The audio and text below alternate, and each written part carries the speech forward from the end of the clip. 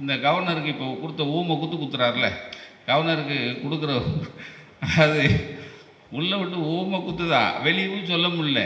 அதனால் என்ன பண்ணுறாரு, ஊட்டியில் 2 மாதம் வந்து இப்போ வேந்தர்கள் மாநாடுன்னு ஒன்று வச்சுருக்காங்க. ஊட்டிக்கு நீங்கள் வந்து இந்த நேரத்தில் வெயில் காலத்தில் ஊட்டிக்கு போக வேண்டியது தானே, அது அரசு செலவில் போகிறாங்க, வேறு ஒன்றும் கிடையாது. அதுக்கப்புறம் இருக்குது அவருக்கு ஊமுக்குத்து. அது வந்து இப்போ அவர் இதுக்கு வந்து அவர் நினச்சிக்கிட்டார், துணை ஜனாதிபதியை கூட எடுத்துக்கிட்டோம்னா நம்மளை டச் பண்ண மாட்டாங்கன்னு. அட மூதேவி, துணை ஜனாதிபதி போயிடுவார்ல, போயிடுவார்.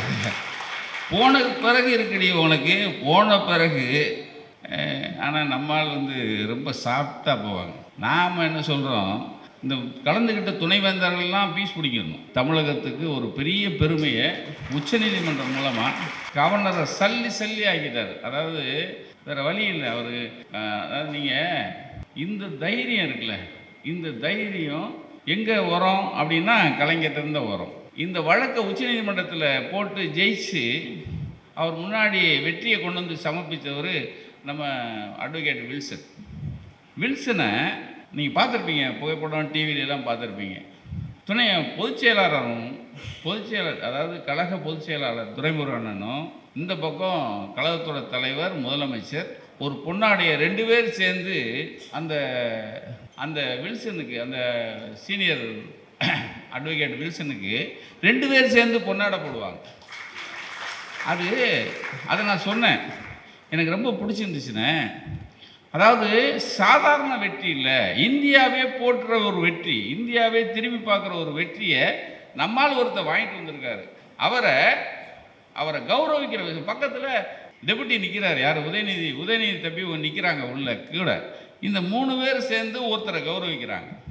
இந்த கௌரவம் அதான் ஊக்கம். அதாவது அவரும் தானும் ஊக்கமாக இருந்து தனக்காக பணியாற்றுகிறவன் ஜெயிச்சு வந்தானா, அவனுக்கு தனக்கு நல்ல விஷயம் செஞ்சானா, அவனை ஊக்கப்படுத்துகிற விஷயத்தில் முதன்மையாக நிற்கிறவர் நம்ம. நேற்று தான் பனையூர்லேருந்து வந்தார். வந்த உடனே நேற்று ஒருத்தர் பேட்டி கொடுக்குறாரு, பனையூர்லேருந்து போயிட்டு வந்த ஒருத்தர் வெளியே பேட்டி கொடுக்குறாரு. 2 மாதங்கள் பொறுத்திருங்கள், எங்கள் போராட்டம், எங்கள் தலைவரின் போராட்டம் உங்களுக்கெல்லாம் தெளிவாக தெரியும். தலைவர் போராட்டத்தை அப்போ தான் நீங்கள் பார்க்க போகிறீங்க அப்படின்னாரு. ஏன்னா 2 மாதம் வெயில், இந்த வெயிலுக்கு உள்ளேருந்து வர முடியாது. அதுக்கப்புறம் 2 மாதம் கழித்து மழை வந்துடும். அதுக்கப்புறம் மழைன்னு சொல்லி காரணம் சொல்லிடுவாங்க. ஆனால் எனக்கு முதலமைச்சர் மாத்திரம் வேணும் அப்படின்னு ஒருத்தர் இருக்கார். இதுக்கு முன்னாடி ஒருத்தர் பிஜேபிக்கு ஒரு ஆடு ஒன்று இருந்துச்சு. அது கதை எப்படிங்கிறீங்க, ஒரு நீதிமன்றத்தில் ஆடு திருடின ஒரு கேஸ் ஒன்று வந்துச்சான். வழக்கில் யார் ஆடு திருடினதுக்கு எதிராக இவர் கூண்டில் நிற்கிறான், ஆடு திருடினவன் கூண்டில் நிற்கிறான், எவனுக்கு சாட்சி சொல்ல வரல.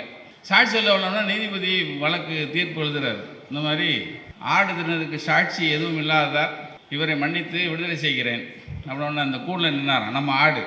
ஐயா ரொம்ப நன்றி ஐயா, வாழ்நாளெலாம் மறக்க மாட்டேன். அப்போ நான் அந்த ஆட்டை வீட்டுக்கே எடுத்து போயிடவா அப்படின்னானா. எனக்கு திருடின ஆட்டை நான் வீட்டுக்கே எடுத்து போயிடவா நானா. அந்த ஆடு இப்போ போயிடுச்சு. நான் வந்து கம்பெனி ஆர்டிஸ்ட் மாதிரி, எங்கே கூட்டம் வந்தாலும் நம்மளை கூட்டுருவாங்க. அது வந்து கம்பெனி ஆர்டிஸ்ட் ஒரு 4-5 பேர் இருப்போம், எல்லாத்துக்கும் வந்துடுவோம். அப்போது திடீர்னு ஒரு நாள் நான் போன மார்ச் 22 நினச்சிட்டு ஒரு நாள் கேட்டேன், அண்ணே நாளைக்கு தானே? இல்லை அடுத்த மாதம். அடுத்த மாதமா? அண்ணன் பிறந்த நாள் மார்ச் 1 இல்லைண்ணே, ஜூன் வரைக்கும் போகுனார். ஜூன் வரைக்கும் போகும். இப்போ ஜூன் வரைக்கும் அங்கங்கே கூட்டுறது இருக்குல்ல, அது வந்து அதான் அந்த மிலிட்டன்ட்டும்பாங்க. மிலிட்டன்ட் அதாவது 4.5 வருஷம் ஆச்சு, 6 மாதம் ஆகுது, அடுத்த எலெக்ஷனை பார்க்க போகிறோம். இன்னமும் அதே ஸ்ட்ரென்த்து, அதே வேகம், அதே ஓட்டம். 4.5 வருஷமாக நீங்கள் நான் போன 10 வருஷம் நம்ம ஆட்சியை பார்த்தா இருந்தோம். பார்த்தீங்கன்னா கடைசியில் தோன்றுவாங்க, கடைசி நேரம் அப்படியே தோன்று அட போங்க அப்படின்வாங்க. இப்போ அதே உத்வேகத்தில் அதே டீமு, அதே முகம், அதே மாதிரி வேகம். அதை பார்க்கும்போது இன்னும் 10 வருஷம் தாண்டும் இது. அது அப்படியே அது வந்து இதுதான் வந்து பெரிய பலம். நான் வந்து உட்காந்தோன்னே தட்சிணாமூர்த்தின்னு ஒரு 87 வயது ஒரு கழக தோழரை பார்த்தேன். அவர் வந்து அண்ணா காலத்துலேருந்து இருக்கார், கழகத்தில் இருக்கார். இப்போ வந்திருக்காரு, இங்கே தான் இருக்காருன்னு நினைக்கிறேன். இந்த இருக்காரு, அவர் தான். அவர் சைலண்ட்டாக உட்காந்துருக்காரு பாருங்க. எதுக்கு சொல்ல வரேன்னா, நாங்கள் போயிட்டோம் உள்ள, நானும் பிரியன் தான் உட்காந்தோம். கதவு திறந்துருக்கு, வேகமாக போய் கதவு சாத்த ஓடுறாரு. இதாங்க ஏன் இந்த கழகம் இன்னும் நிற்கிது, இன்னும் பேசப்படுது, இவ்வளோ எதிர்கொள்ளுது அப்படிங்கிறதுக்கு இந்த உன்னதம். அப்படியே இப்போ 4வது தலைமுறை வந்துச்சு இந்த யாழினி. இப்போ அவங்களுக்கு பாட்டையா முறை தான் வேணும். அவங்களும் இந்த ரிலே கோலை எடுத்துகிட்டு ஓடுறதுக்கு தயாராகிட்டாங்க. அப்போது இந்த கழகம் இது ஏன் இன்னைக்கு வரைக்கும் நெஞ்சுரத்தோடு இருக்காங்க, நெஞ்சுரத்தோடு இந்த ஆட்சி இருக்குது அப்படின்னா, இந்த 87 வயது பெரியவர், உங்களுக்கு என்னமா வயசு கேட்கலாமா? சரி, கொஞ்சம் வயசு. இந்த 4வது தலைமுறை அவங்க. அப்போது இதை கட்டி பெரிய இந்த இரும்பு கயிறுலாம் போட்டு கட்டலை, ஒத்த நூல். நான் சொல்கிறது இந்த நூல் வேறு நூல் இல்லை, அந்த நூலில் கட்டி வச்சிருக்கிற அந்த பெரிய அந்த பலம்தான் கழக ஆட்சியினுடைய முதுகெலும்பாக நான் பார்க்குறேன். அது முக்கிய காரணம் எங்கள் ஐபி அண்ணன், நீங்கள் எங்கள் சேகர்பாபு அண்ணன் எல்லாருமே இந்த உதிரத்தை சிந்தி ஒரு கழகத்தை வளர்க்குறதுங்கிறது இதுதான் நான் பார்க்குறேன். கலைஞர் உழைப்பில் அவரை மிஞ்சினவர் ஆள் இல்லைன்னு சொல்லுவோம். ஏன்னா கலைஞர்கிட்ட நிறைய நம்ம பாராட்டு வாங்கியிருக்கோம். அந்த கலைஞரே நம்ம முதலமைச்சரை பார்த்து சொல்லியிருப்பார், ஸ்டாலின்னா உழைப்பு உழைப்பு உழைப்பு. அதோடு இல்லாமல் உழைப்பென்றால் ஸ்டாலின், ஸ்டாலின் என்றால் உழைப்பு அப்படின்னு அவர் சொல்லியிருப்பாங்க. அந்த உழைப்பை பற்றி தான் இப்போ பேசுகிறோம். அந்த உழைப்புக்கு தான் நம்ம அந்த அதாவது ஒருத்தரை பற்றி பேசிக்கிட்டே இருக்கலாம். எங்கள் பிரியண்ணை கவர்னரு, இந்த சட்டம், உச்சநீதிமன்றம் அப்படி கிழிச்சு போட்டார். அப்படி ஐயன் திருவள்ளுவர் ஒரு குறளில் சொல்லியிருப்பார், அஞ்சாமை ஈகை அறிவுடைமை இந்நான்கும் எஞ்சாமை வேந்தற்கு இயல்பு, வேந்தற்கு இயல்பு அப்படி. இந்த குறள் யாருக்கு பொருந்ததோ இல்லையோ நம்ம முதலமைச்சருக்கு பக்காவாக பொருந்தும். அஞ்சாமை ஈகை அறிவுடைமை இன்னான்கும், அஞ்சாமை ஈகை அறிவு உடைமை, ஊக்கம், அறிவூக்கம் சொல்வார், அறிவுடைமை சொல்ல அறிவூக்கம். அஞ்சாமைக்கு இப்போ தான் இந்தியாவே பேசிகிட்டு இருக்கு நம்ம ஆளை பற்றி. இந்தியாவே ஒரு முதலமைச்சர்னா அது போயா தமிழ்நாட்டில் போய் பாரியா, அவர் தான் ஏன் முதலமைச்சர், அவர் தான் ஏன் தைரியசாலி அப்படிங்கிற பேரை நீங்கள்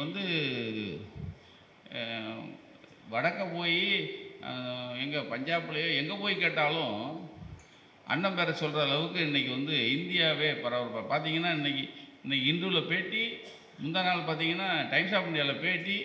முன்னாடிலாம் இப்படி பேட்டி வராது, நமக்குள்ளேயே குட்டாச்செடிக்குள்ளே குதிரை ஓட்டிகிட்டு இருப்பாங்க. பார்த்தீங்கன்னா வடக்கிருந்து வர்ற பேப்பர்களும் இன்றைக்கி பேட்டி எடுக்கிற அளவுக்கு இன்றைக்கி முதல்வருடைய அந்த அவருடைய செயல் பறந்து போயிருக்குங்கிறதுக்கு அவருடைய இந்த அஞ்சாமை ஈகை அறிவூக்கம் இந்நான்கும் அப்படின்னா, அஞ்சாமைக்கு தான் இந்த கவர்னருக்கு இப்போ கொடுத்த ஊமை குத்துறாருல, கவர்னருக்கு கொடுக்குற அது உள்ளே விட்டு ஊமை குத்து தான், வெளியவும் சொல்ல முடியல.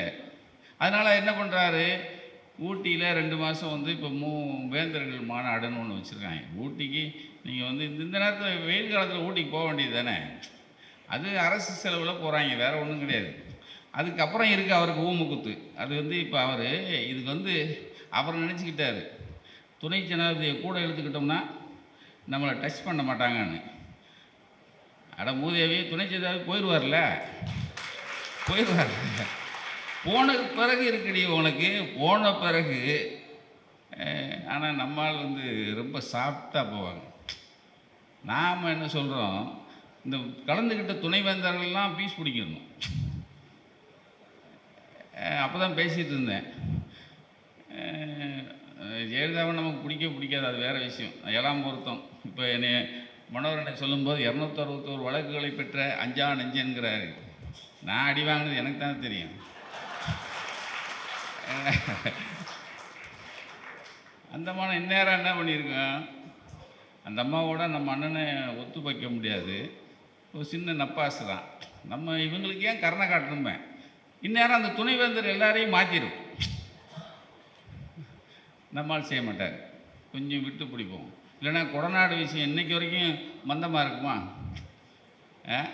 அதாவது இதுக்கு முன்னாடி ஒருத்தர் பிஜேபிக்கு ஒரு ஆடு ஒன்று இருந்துச்சு. அது கதை எப்படிங்கிறீங்க, ஒரு நீதிமன்றத்தில் ஆடு திருடின ஒரு கேஸ் ஒன்று வந்துச்சான். வழக்கில் யார் ஆடு திருடினதுக்கு எதிராக இவர் கூண்டில் நிற்கிறான், ஆடு திருடினவன் கூண்டில் நிற்கிறான், எவனுக்கு சாட்சி சொல்ல வரல. சாட்சி சொல்ல வரலன்னா நீதிபதி வழக்கு தீர்ப்பு எழுதுறாரு, இந்த மாதிரி ஆடு திருடினதுக்கு சாட்சி எதுவும் இல்லாததால் இவரை மன்னித்து விடுதலை செய்கிறேன் அப்படின்னு அந்த கூண்டில் நின்னாரான் நம்ம ஆடு. ஐயா ரொம்ப நன்றி ஐயா, வாழ்நாளெலாம் மறக்க மாட்டேன். அப்போ நான் அந்த ஆட்டை வீட்டுக்கே எடுத்து போயிடவா அப்படின்னானா. எனக்கு திருடின ஆட்டை நான் வீட்டுக்கே எடுத்து போயிடவா நானா. அந்த ஆடு இப்போ போயிடுச்சு. இப்போ இன்னொன்று வந்திருக்கு. அது என்ன அப்படின்னா, ஒருத்தன் இந்த கணக்கு ஒரு 20 பேர் இன்ட்ரிக்கு எடுத்திருக்கான். 20 பேர் இன்ட்ரியில் ஒரே கேள்வி தான்யா, 8க்கும் 8 × 8 என்ன பதில், அரை மணி நேரம் உனக்கு டைம்ன்ட்டு சொல்லிட்டு போயிட்டாங்களாம். இவங்க குழம்பியிருக்காங்க, 8 × 8 அப்படின்னு அரை மணி நேரம் கழித்து ஆளுக்கு ஒரு பதில் எழுதி கொடுத்துட்டு போயிட்டாங்களாம். ஆனால் போனால் ஒருத்தனுக்கு முதல் தூக்கம் வரல. வீட்டில் போய் பிள்ளைகிட்ட கட்டுறேன், 8 × 8 64 தான்யா, இதுக்கு ஏன் குழப்பம். ஐயோ நான் 60ன்னு எழுதியிருக்கேன். ஆனால் காலைல போஸ்ட்மேனு இவருக்கு உன்னை வந்து வேலையில் சேர்த்துக்கிறோன்னு போஸ்ட் கார்டு வந்துருச்சு. இவன் வேகமாக போகிறான். போயிட்டு வேலையில் சேர்ந்துக்க சொன்னோன்னு அவன் கேட்டான், ரைட்டுங்க நான் வந்து 60 தானே எழுதினேன், என்னை எப்படி தேர்ந்தெடுத்தீங்க? இல்லையா, மற்ற எல்லோரும் வந்து 40க்கு மேலே சொல்லலை, நீ ஒருத்தன் தான் 60ன்னு சொன்னேன், அதனால் 2 வருஷம் உன்னை பழக்கப்படுத்திடலாம், அதனால தான் உன்னை தேர்ந்தெடுத்தாங்க. அப்படி ஒருத்தனை இப்போ தேர்ந்தெடுத்திருக்காங்க. என்ன இப்போ அஞ்சாமைக்கு அத்தனை விஷயங்களை நீங்கள் வந்து முதல்வர் வந்து இன்றைக்கி ஒரு கலைஞர் எப்படி அனைத்து முதல்வர்களுக்கும் கொடி ஏற்றுற உரிமையை வாங்கி கொடுத்தாரோ அது மாதிரி 100 மடங்கு அவர் வந்து இன்றைக்கி தமிழகத்துக்கு ஒரு பெரிய பெருமையை உச்சநீதிமன்றம் மூலமாக கவர்னரை சல்லி ஆக்கிட்டார். அதாவது வேறு வழி இல்லை அவர். அதாவது நீங்கள் இந்த தைரியம் இருக்குல்ல, இந்த தைரியம் எங்கே வரும் அப்படின்னா கலைஞர்கிட்ட வரும், சும்மா வரல. ஒருத்தர் நேற்று தான் பனையூர்லேருந்து வந்தார். வந்த உடனே நேற்று ஒருத்தர் பேட்டி கொடுக்குறாரு, பனையூர்லேருந்து போயிட்டு வந்த ஒருத்தர் வெளியே பேட்டி கொடுக்குறாரு. 2 மாதங்கள் பொறுத்திருங்கள், எங்கள் போராட்டம், எங்கள் தலைவரின் போராட்டம் உங்களுக்கெல்லாம் தெளிவாக தெரியும். தலைவர் போராட்டத்தை அப்போ தான் நீங்கள் பார்க்க போகிறீங்க அப்படின்னாரு. ஏன்னா 2 மாதம் வெயில், இந்த வெயிலுக்கு உள்ளேருந்து வர முடியாது. அதுக்கப்புறம் 2 மாதம் கழித்து மழை வந்துடும். அதுக்கப்புறம் மழைன்னு சொல்லி காரணம் சொல்லிடுவாங்க. ஆனால் எனக்கு முதலமைச்சர் மாத்திரம் வேணும் அப்படின்னு ஒருத்தர் இருக்கார். ஆனால் இந்த பக்கம் பார்த்தீங்கன்னா யாருமே தூங்க கிடையாதுங்க. இப்போ அமைச்சராக இருக்கிறவங்க சரி, அவருக்கு கீழே இருக்கிற பகுதி வட்டம் யாருமே தூங்கவே கிடையாது. எங்கள் ஆள்கிட்ட கேட்பேன் நான், அண்ணன் சேகர்பவன்கிட்ட, அண்ணே எத்தனை மணிக்கு நான் தூங்கினேன்னு கேட்பேன். எனக்கு தெரிலண்ணே. எத்தனை மணிக்கு எந்திரிச்சேன் தெரியாது. ஏதோ போகிற நேரம் தூங்குவேன், போகிற நேரம் எந்திரிப்பேன், போகிற நேரம் பார்த்துட்ருப்பேன். இந்த உழைப்பை 4.5 வருஷமாக இன்னும் போயிட்டே இருக்குது. அப்போ இந்த உழைப்புக்கு முன்னாடி அப்போ இவருக்கு தலைவர் எப்படி இருப்பார்? அதுதான் அஞ்சாமை. ஈகைக்கு வந்து அப்படி வண்டியாக இருக்குது, லாரியாக நம்ம சொல்லலாம். அவருடைய ஈகை குணத்துக்கு பார்த்தீங்கன்னா காலை உணவு திட்டத்துக்கு நீங்கள் வந்து இந்தியாவில் இருக்கிற அத்தனை மாநிலங்களும் திரும்பி பார்க்குது காலை உணவு திட்டத்தை. அதைத்தான் சொல்லி இப்போ நிறைய பேர் இப்போ வந்து அந்த அந்த விஷயத்தை சொல்லியே நிறைய பேர் ஓட்டு எடுக்க ஆரம்பிச்சா மாற்று கட்சிக்காரங்க. எங்கே நான் சொல்கிறது வட மாநிலங்களில். அதே மாதிரி இப்போ ஒரு புது திட்டத்தை கொண்டு வந்திருக்காரு. கர்ப்பிணி பெண்களுக்கு கர்ப்பப்பையில் கேன்சர் வராமல் இருக்கிறதுக்கு இப்போ ஊசி போடுறதா ஒரு விஷயத்தை கொண்டு வந்திருக்காங்க சார். உண்மையிலேயே பெண்கள் எல்லாருக்கும் சார் இன்னும் ஒரு 30 ஆண்டுகள் 20 ஆண்டுகளுக்கு பிறகு பெண்களுக்கு கேன்சருங்கிற ஒரு விஷயமே வராமல் இருக்கிற ஒரு பெரிய ஒரு அற்புதமான சாதனைங்க. அது வந்து சாதாரண விஷயமே இல்லை.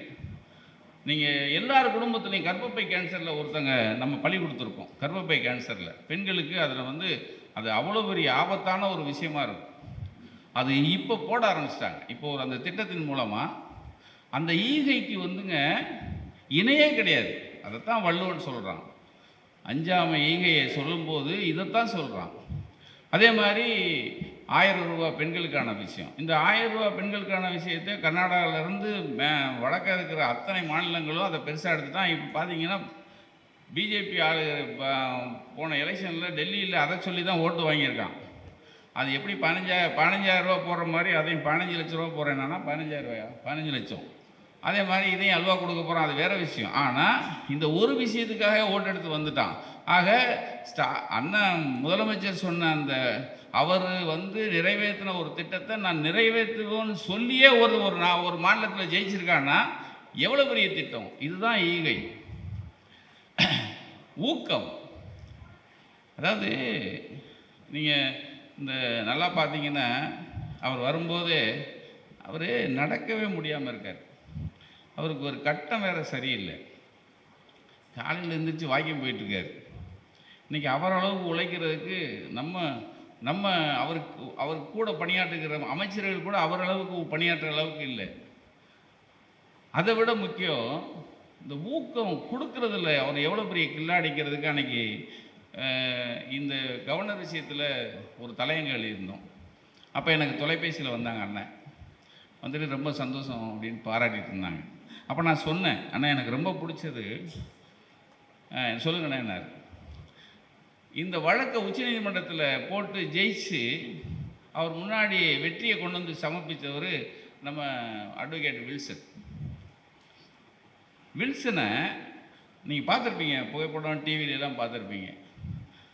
துணை பொதுச்செயலாளர் அதாவது கழக பொதுச் செயலாளர் துரைமுருகனும் இந்த பக்கம் கழகத்தோட தலைவர் முதலமைச்சர் ஒரு பொன்னாடைய 2 பேர் சேர்ந்து அந்த அந்த வில்சனுக்கு அந்த சீனியர் அட்வொகேட் வில்சனுக்கு 2 பேர் சேர்ந்து பொன்னாட போடுவாங்க. அதை நான் சொன்னேன், எனக்கு ரொம்ப பிடிச்சிருந்துச்சுண்ணே. அதாவது சாதாரண வெற்றி இல்லை, இந்தியாவே போற்றுற ஒரு வெற்றி, இந்தியாவே திரும்பி பார்க்குற ஒரு வெற்றியை நம்மால் ஒருத்தர் வாங்கிட்டு வந்திருக்காரு.